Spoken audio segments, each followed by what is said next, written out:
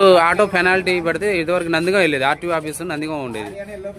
మా జగ్గేపేటలో RTO office ఉందన్న, దాన్ని ఖాళీ చేసేసి ఇప్పుడు విజయవాడ నున్న దగ్గర పెట్టారు. అంత లాంగ్ పెట్టారా? ఎంత దూరం వస్తుంది అని చెప్పండి. 130 కిలోమీటర్లు అట్లా వస్తుంది. 130 కిలోమీటర్లు వస్తుంది. మరి అక్కడికి వెళ్ళటానికి ఇబ్బంది అయితే డీజిల్ ఖర్చు అక్కడ వెళ్ళగానే ఏమన్నా బ్రేక్ చేయట్లేదు, మీకు అది లేదు ఇది లేదు, బ్రేక్ లేదు అవి లేవు అంటే మళ్ళీ ఉదయం పోతే ఎన్నింటి దాకా పడుతుందా? ఏమన్నా అన్ని ఉంటే అయిపోతాయి, మనకు తెలియదు అక్కడ ఏముందో లేదో. వెంటనే వెళ్తాం, రేపు రా అంటే రేపు వెళ్తాం. అక్కడ అలా కాదు, మళ్ళీ చేయించుకుందాక ఆ రోజు అక్కడ ఉండి రేపు పొద్దున ఇక్కడ దగ్గర కాబట్టి ఇది లేకపోయినా వెంటనే రావచ్చు.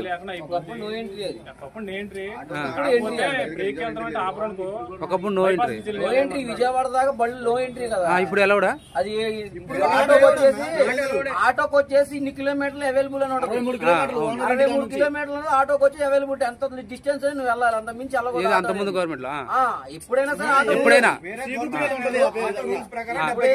ఎప్పుడైనా ఆటో రూల్ ప్రకారం 70 కిలోమీటర్స్ అంటే బిలో వెళ్ళొచ్చు, అంత మించి వెళ్ళకూడదు ఆటో రూల్ ప్రకారం.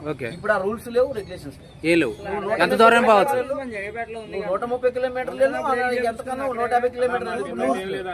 అక్కడ ఆటో తీసేసి జగ్గేపేటలో పెడితే మాకు కొద్దిగా సేవ్ అయింది.